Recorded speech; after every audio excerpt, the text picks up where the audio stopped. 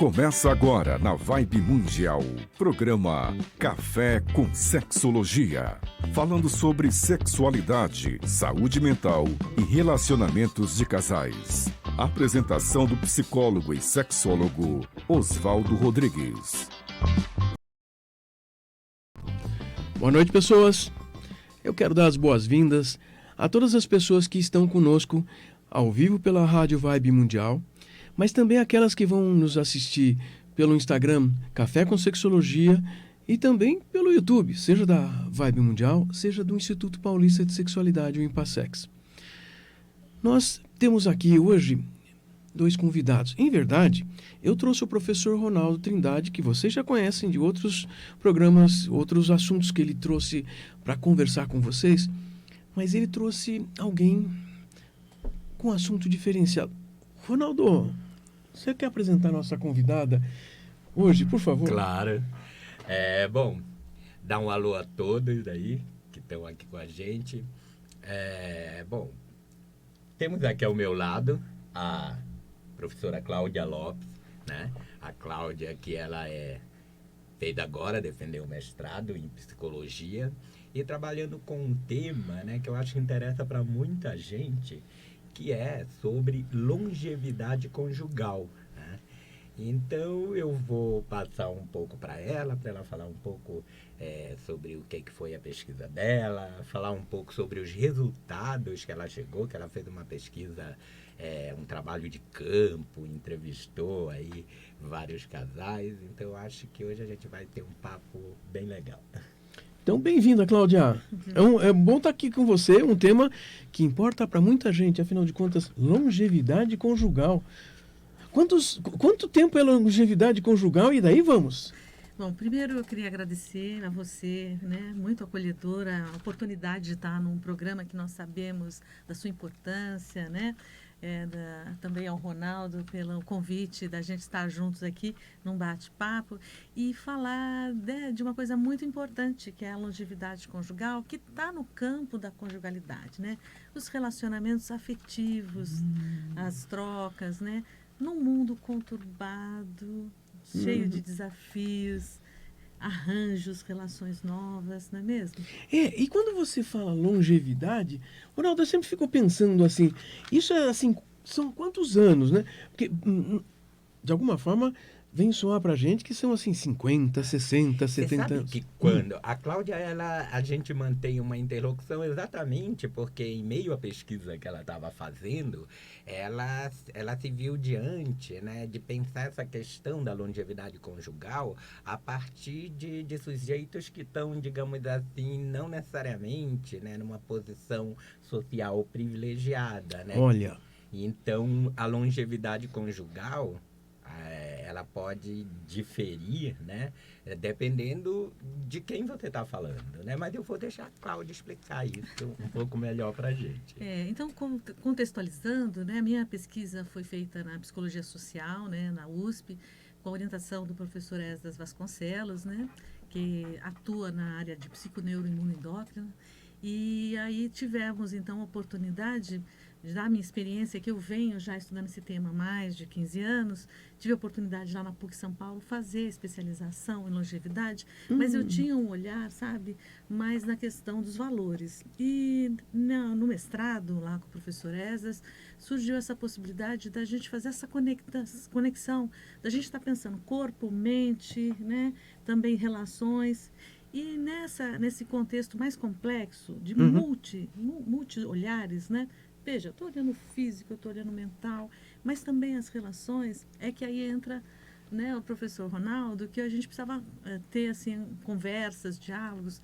Ele me ajudou muito com alguns materiais, porque a gente precisava olhar também os casais, né, heterossexuais, mas também casais homoafetivos, que apareceram na minha pesquisa.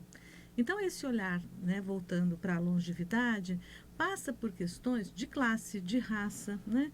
E que é diferente daquele modelo padrão que nós tínhamos lá atrás, da minha avó, da minha mãe. Então, bodas de prata, bodas de ouro, então, 50 anos, 100 anos. E será que hoje cabe esse modelo? Não cabe mais, né? E se a gente for falar oficialmente, né, eu fiquei sabendo isso através da pesquisa da Cláudia, o IBGE, ele tem uma definição, né, que não foi a definição com a qual ela trabalhou. Se eu não me engano, a definição do IBGE, né, de uma relação... Na verdade, como na literatura, né, nós nos apoiamos, né, nas pesquisas mais recentes, né, que tivemos, né, e ali nós não temos um padrão, uma validação que são 10 anos é bom, 20 anos, 30, 40, né? Então, nas pesquisas, pelo menos no Brasil e no exterior, não existe um número, né? Ok. Então, o que nós pensamos? Vamos nos apoiar nos dados do IBGE, porque o IBGE, ele nos diz quanto tempo uma relação dura. Então, só para a gente ter uma ideia, no último censo de 2022, a média é 13,8 anos. Uau! Que é o momento em que uma relação dura, ou seja, depois disso seria o divórcio, né? Então, do que nós estamos falando? Imagina que você casou com 20 anos. 33 tá separado. Mas você tem uma relação longeva, você sabia? Olha só. Porque no imaginário a gente fala que relação longeva é quantos anos? Pois é o que eu estava falando. 100? Parece que é uma coisa longa. Então, na É atualidade, não cabe mais aquele modelo de bodas de prata, bodas de ouro. E quando a Cláudia fala em atualidade, a gente está falando exatamente nesse momento, né? Em que é exatamente o contrário. Antigamente as pessoas, quando elas divorciavam, né? Elas meio que viravam um pária na sociedade, né? Verdade. Hoje em dia, né? É exatamente o contrário, né? O desafio é se manter numa relação, porque o mundo moderno, né? Ele criou muitas oportunidades de você ter experiências sexuais, experiências afetivas múltiplas e de diversas formas, né? Acaba que estar junto é que se tornou um desafio. Então, talvez, né, uma relação longeva há 40 anos atrás, você estivesse falando de 40, 50 anos de relação. Hoje em dia, né, Cláudia, um casal que consegue ficar junto 15 anos... Já passou da Ele já está numa relação que sobreviveu a muitos desafios, não é isso, Cláudia? E sim, e tem um detalhe que eu acho que está acontecendo um fenômeno muito interessante. Não sei se vocês já ouviram falar no divórcio grisalho. Opa, divórcio grisalho? Como assim? Olha que interessante. Porque, pelos dados do próprio do IBGE, veja, os homens, quando estão na data do divórcio, eles têm 43 anos, as mulheres 40 anos. Seria pelo IBGE, nesse estudo que eles fizeram. Então, vejam, as pessoas estão se divorciando com 40. O que está acontecendo? Eles vão querer novos relacionamentos. Sim, eles têm uma expectativa de vida ainda de mais 30 ou 40 anos aí. De mais 2 ou 3 relações. E muito mais possibilidades de contatos, de viver novas experiências, né? O mundo virtual abriu aí um mundo de possibilidades, né? E embora essas rupturas estejam acontecendo, é muito interessante, mas essas pessoas, elas querem novas relações, elas querem novos relacionamentos. E aí a gente começou a se perguntar, mas espera, essa longevidade, então, quanto tempo é longevo, não é? Um casamento duradouro, não é? Veja, Oswaldo, é uma coisa muito importante. Eu procurei na minha pesquisa usar o termo relação e não casamento. Isso. Para que eu pudesse englobar toda e qualquer forma de relação que se estabelecesse. E para o olhar do casal, eles se entendem num relacionamento longevo. Quer dizer, pode estar casado, pode estar morando junto, na mesma casa, casas separadas. Então, nós fizemos uma pesquisa onde que o casal que se colocava numa união satisfatória, estável e longeva. Pelo olhar de quem? Do casal, do entrevistado. Então, foram 21 entrevistas, no final nós fizemos 18, que a gente quis entender. Afinal, o que sustenta essa longevidade? O que sustenta essa relação, né? O que sustenta uma relação, então? Porque agora você está me deixando curioso, e eu sempre digo, e é uma verdade, é que aqui eu vou aprendendo coisas para usar durante a minha semana junto com meus pacientes, no consultório, com as pessoas com quem eu mantenho os relacionamentos profissionais da psicologia. Porque isso me chama a atenção. Quer dizer, existem alguns mecanismos, o que são essas coisas que mantêm um casal juntos? Duas pessoas, ou pelo menos duas ou mais pessoas juntas. Então, o caminho que eu fiz, que foi para psiconeuro, imunoendócrino, né? Então, aí a gente vai entender uma coisa chamada, que eu acho que é comum, estresse, o estresse conjugal. Então, assim, as brigas, os dissabores, o desencontentamento. Mas em qual contexto? Hoje eu tenho os meus filhos, os seus filhos, os nossos filhos. Ficou mais complexo. né?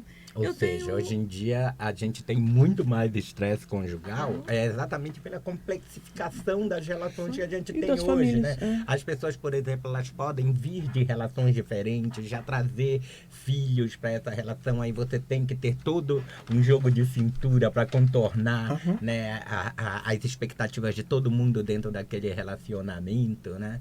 E é aí que a Cláudia entrou, né, com as indagações dela, né? Afinal de contas, que tipo de estratégias são elaboradas para que essa relação não se dissipe, né, frente a esses desafios que são colocados, né, esses estresses. Exatamente. Então, o professor Vasconcelos, né, meu orientador, ele sempre enfatiza: se tem estresse, tem estratégia de enfrentamento, que a gente chama de coping, né, na ciência, né?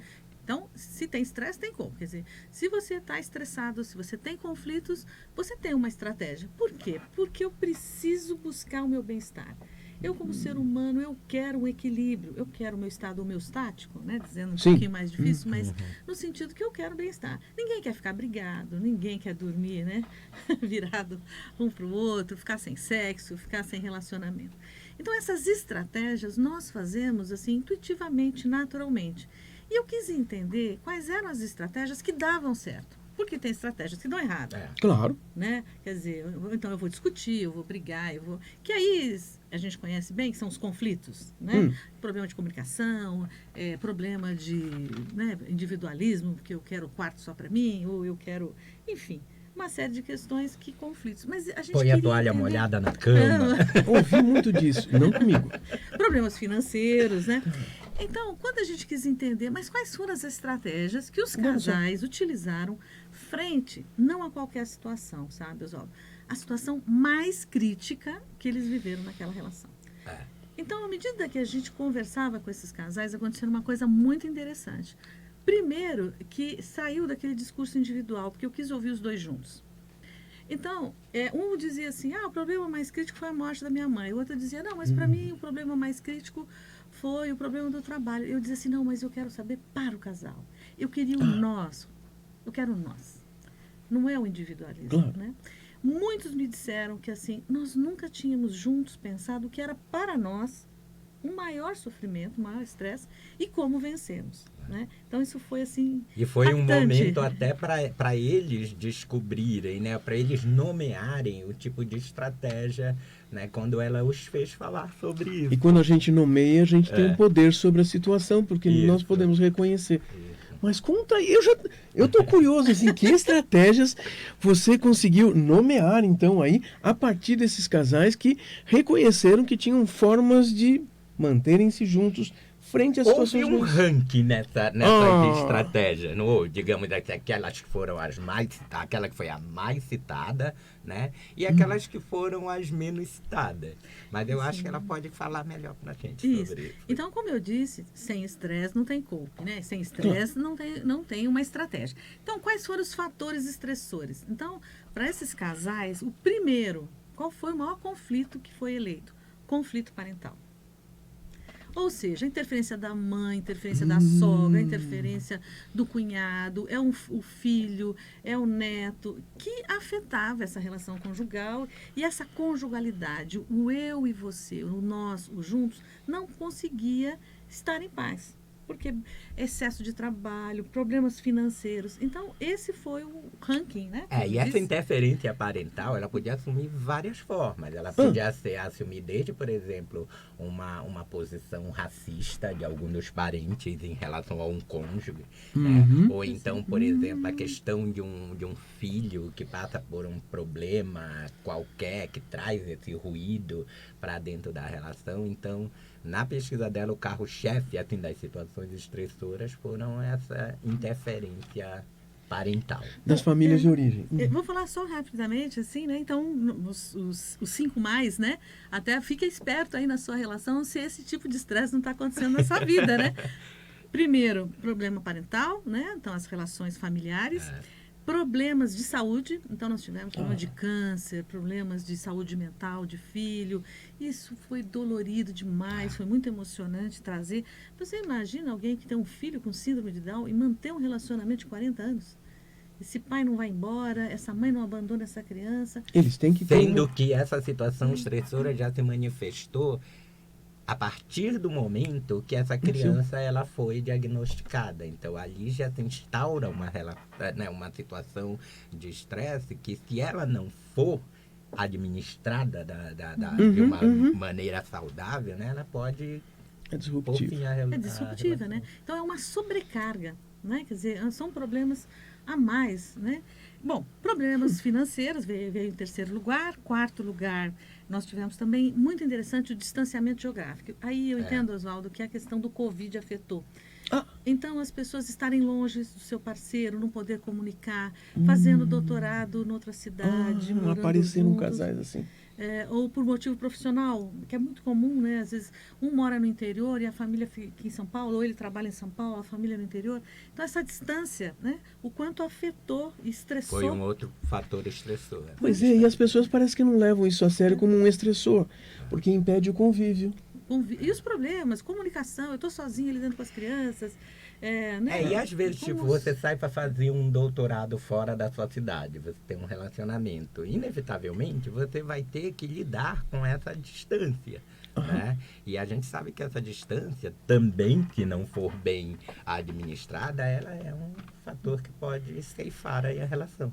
Bom, e por último, o assédio e a discriminação. Isso também foi, assim, uma coisa muito interessante, inédita, que surgiu. O que significa isso? Nós tivemos um caso onde uma mulher, ela sofreu assédio do marido, porque ela era muito religiosa e ela não podia se divorciar. E ele queria ter sua vida de solteiro, queria manter ainda uma vida, digamos assim, a sua individualidade e tal. E ele ameaçava subjetivamente, emocionalmente, para que ela aceitasse aquela condição. Ele fazia com que ela aceitasse, jogando com ela com o fato de que ele poderia deixá-la a qualquer momento. E ela, como ela era religiosa, a separação, digamos assim, seria um estresse muito maior para ela, ela se submetia a isso.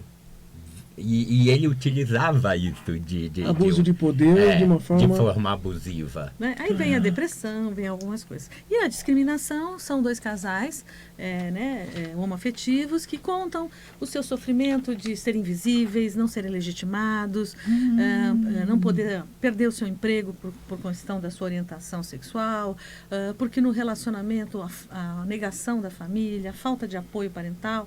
E no próprio condomínio que eles moravam, né? tiveram que, esse casal, eles tiveram que conviver com diversas cenas de discriminação. Imagina você ser discriminado no ambiente em que você mora, né? E de como isso, né, demanda uma relação muito mais forte, uma relação muito mais coesa, né? Quer dizer, para se manter juntos, desenvolve algumas estratégias, mas frente a essas circunstâncias, essas estratégias também são mais importantes do que em outros casais que não encontram esses estresses. Você está contando que às vezes o ruim vem para ser bom.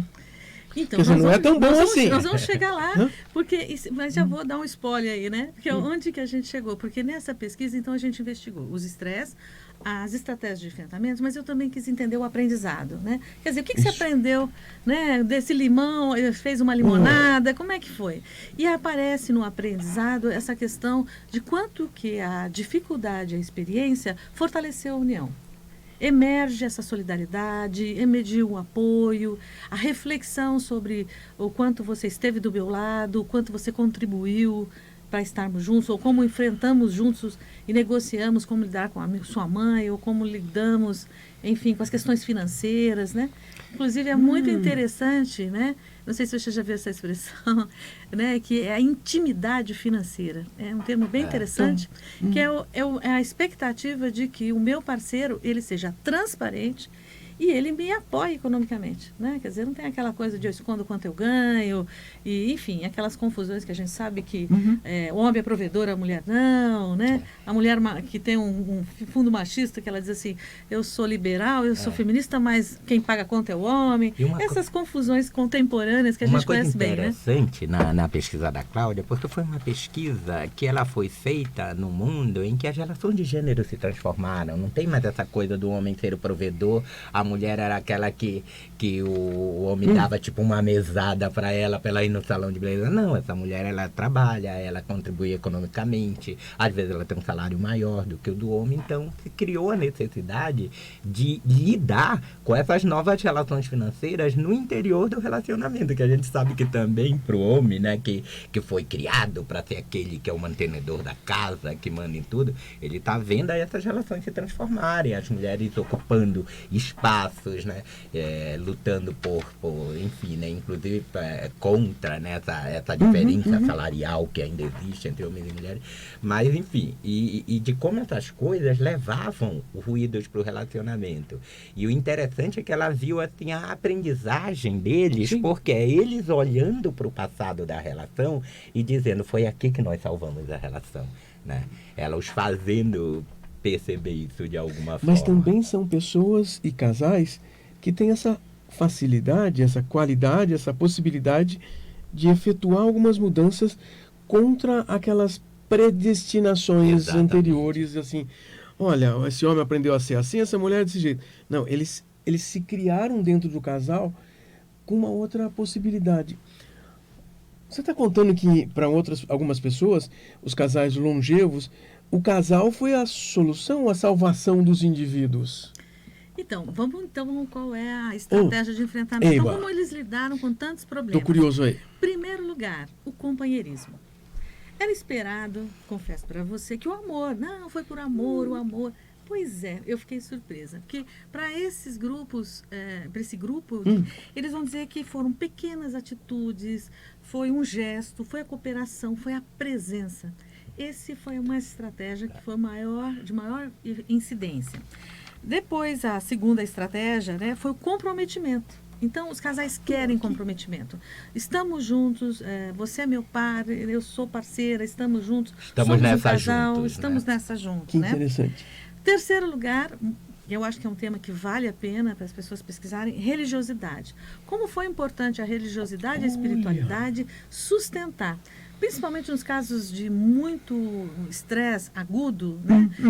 De quase morte de um câncer, ou a questão de filhos doentes, como a fé sustentou a coragem, a determinação, não vamos desanimar, não vamos desistir, né? Do momento de... E lembrando que ela fala espiritualidade, que não está restrito a nenhuma religião, né? É uma relação com a fé, né? Qualquer que seja ela, independente de rituais. Da forma ritual que se assuma, né? Foi essa força da fé aí que entra também como uma estratégia de enfrentamento. A família, o apoio, né, da comunidade, o apoio, a mãe ficou com o bebê, emprestou dinheiro, arrumou emprego, então isso eles entendem que foi uma estratégia muito importantíssima para lidar com as questões. Comunicação, que a gente sabe que é importantíssima, diálogo, conversa. Se falou muito disso, como é importante ser ouvido, uma escuta ativa, uma escuta atenciosa, reverberar o que o outro disse. E é boa essa coisa da comunicação, que antes, quando a gente falava em comunicação, a gente falava só que as pessoas têm que falar. Agora, a gente está dizendo, elas têm que escutar. Né? Sim, verdade. A comunicação tem vários aspectos. A comunicação, ela não é só alguém falando, mas é principalmente alguém escutando, né? Sim. E uma das coisas que me chamou muita atenção, porque o resultado da pesquisa da Cláudia, assim, a questão que, enfim, efetivamente foi a mais lembrada, né, é a questão do companheirismo. Mas de como esse companheirismo, na pesquisa dela, assumiu uma dimensão polissêmica, porque era companheirismo, tanto tá aquele casal, nós vamos nos exercitar juntos durante a Covid, e como isso, né, ampliou o nosso companheirismo. Então, eu entendo que você tem os filhos da sua outra relação, eu tenho meus filhos da outra relação, então a gente tem que fazer um esforço juntos para que a coisa funcione. Então, esse companheirismo, quando eles dizem assim, o segredo foi o companheirismo, não quer dizer que eles agiram todos da mesma forma. Foi nas mais diferentes situações, eles exercitaram. O companheirismo foi uma prática que foi exercitada, né? Agora, só para concluir, né, da minha pesquisa, o aprendizado, né, que foi uma coisa que a gente investigou, que foi muito interessante. Então, se discutimos muito essa sobrecarga mental, a sobrecarga, a percepção de que juntos somos mais, que somos nós e não um nó, né? Quer dizer, e a transformação da intimidade foi fundamental. E também emergiu o eu-coping, né, que é um termo que a gente chama de estratégia de enfrentamento do casal. Porque essa estratégia não é de um ou de outro. Não é que um carrega o piano e o outro que está ali. Ao contrário, como juntos eles construíram isso. E, ao mesmo tempo, discutindo com o meu orientador, com o professor Esdras Vasconcelos, surgiu o burnout conjugal. O que seria Também o burnout conjugal? Então, ou seja, o oposto disso, quer dizer, os casais que não tiveram uma estratégia eficaz, que essa estratégia, infelizmente, foi negativa, ela começou a surgir adoecimento, sofrimento, entrar numa escalada, o adoecimento.